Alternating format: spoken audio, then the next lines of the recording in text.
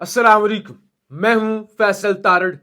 خبر یہ ہے جناب کہ نظام نے سب کچھ اپنی گرفت میں کر لیا، یعنی کیا کچھ اس وقت اسٹیبلشمنٹ کے پاس نہیں ہے۔ جھکنے والے، پاؤں پڑنے والے تابع دار وزیر اعظم ہیں، صدر کا بھی یہی حال ہے، پوری بیوروکریسی ہاتھ میں ہے، عدالتیں اپنی مرضی کی بنا لی ہیں، فیصلے بنا کسی رکاوٹ کے اپنی مرضی کے آتے ہیں۔ کیا رہ گیا ہے؟ کچھ بھی نہیں ایسا رہ گیا جو کنٹرول کرنے والا ہو۔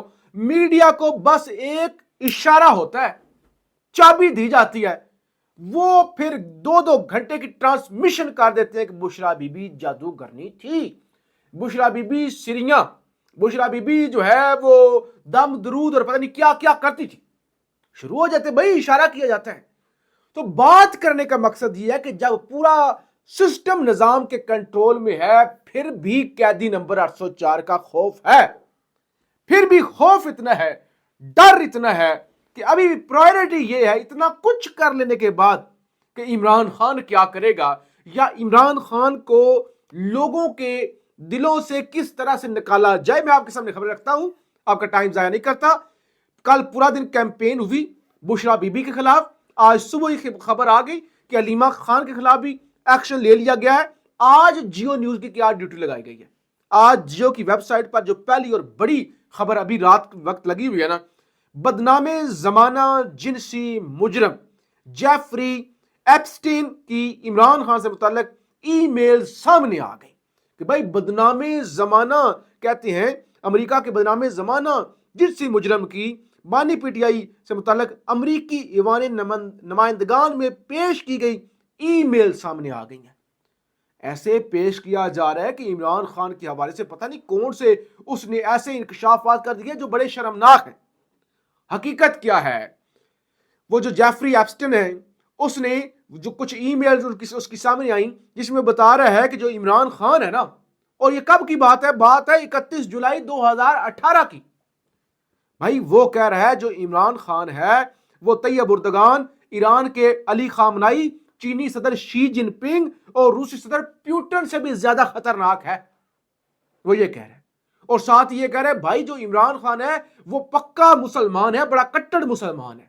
اچھا، تو یہ بدنامی کی بات ہے کہ پاکستان سے تعلق رکھنے والا ایک شخص جو ہے وہ بڑا لیڈر ہے، یا پاکستان سے تعلق رکھنے والا لیڈر وہ اسلامسٹ ہے، یعنی اسلام کو وہ زیادہ پسند کرتا ہے نا، کوئی طالبان تھوڑی ہے، نہیں، وہ اسلام کی بات کرتا ہے، جبکہ باقیوں کو اسلام کی پرواہ ہی نہیں ہے۔ لیکن جیو نیوز اس پہ پراپیگنڈا کر کر کے دوسری طرف آج جو آرمی چیف بلکہ فیلڈ مارشل صاحب کا خطاب ہے، اور خاص طور پہ جب اردن کے بادشاہ عبداللہ دوم کو سول ایوارڈ بھی دیا گیا، اور جب وہ رخصت ہو رہے تھے اس وقت جو آرمی چیف نے تقریر کی ہے، وہ تقریر بڑی اہم ہے۔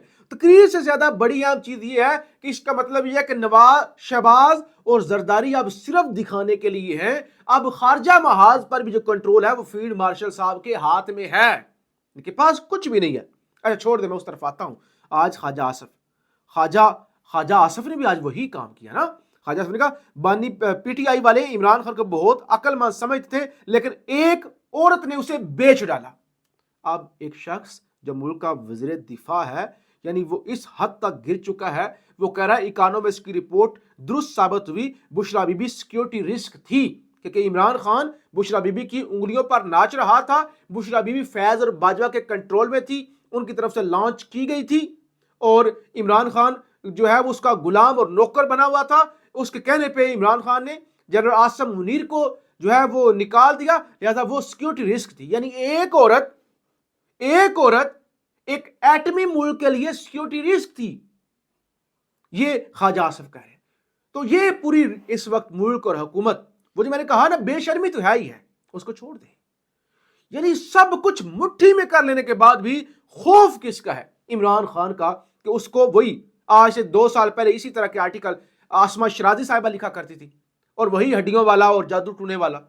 اگر بشرا بی بی کے پاس اتنا ہی جادو ٹونا تھا، یا اتنا ہی ان کے پاس وہ موکل ہیں، تو اپنے آپ کو وہ جیل سے کیوں نہیں رہا کروا لیتی؟ وہ جج کو اندھا کیوں نہیں کر دیتی؟ اپنے حق میں فیصلے کیوں نہیں کر لیتی؟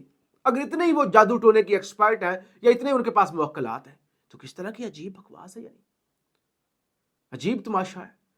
یہاں بات کرنے والی ہے، دیکھیں نا آج فیلڈ مارشل صاحب نے کیا کہا، army chief field marshal Asim Munir نے آج کہا کہ اللہ کے حکم اور اس کے فرمان کے مطابق اپنے فرائض کی انجام دہی کرتا ہوں۔ انہوں نے کہا بھائی میں کوئی بھی اللہ کے حکم سے جو ہے نا باہر نہیں نکلتا، جو اللہ کا فرمان ہوتا ہے اس کے مطابق ہی میں اپنے فرائض کی انجام دہی کرتا ہوں۔ اور بھارت کے خلاف جنگ میں اللہ نے پاکستان کو سر بلند کیا، اور انہوں نے کہا یہ جو فوج ہے، یہ جو پاکستان کی فوج ہے، یہ اللہ کی فوج ہے، ہمارے سپاہی اللہ کے نام پر لڑتے ہیں۔ انہوں نے کہا یہ اللہ کی فوج ہے، اللہ کے نام پر ہمارے سپاہی جو ہیں وہ لڑتے ہیں۔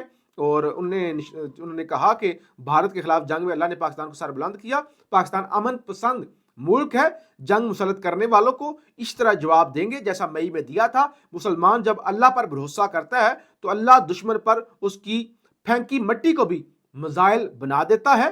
اللہ کے حکم اور اس کے فرمان کے مطابق اپنے فرائض کی انجام دہی کرتا ہوں۔ بالکل ایسے ہی ہے، ایسا ہونا بھی چاہیے۔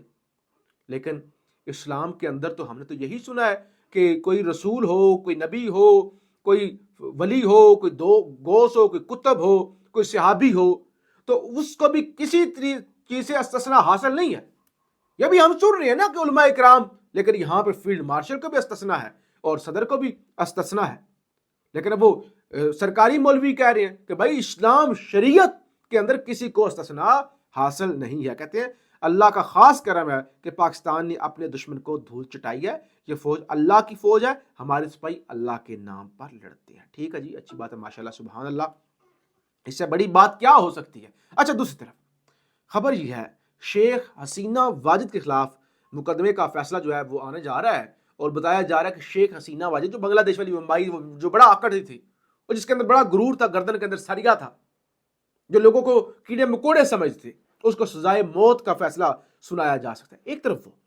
دوسری طرف سہیل افریدی کے حوالے سے اطلاعات ہیں کہ وہ بڑی تیزی کے ساتھ جو سٹوڈنٹس ہیں مختلف یونیورسٹیز کے، ان کو اکٹھا کر رہے ہیں، اور پاکستان کے اندر بھی بنگلہ دیش کی طرز پر انقلاب والی صورتحال بن سکتی ہے، کیونکہ اب معاملات انقلاب سے یا کوئی معجزہ ہو جائے، زمین الٹ جائے، یا پھر یہی وہ انقلاب والی صورتحال بن سکتی ہے، اور کوئی دوسرا راستہ بچا نہیں ہوا۔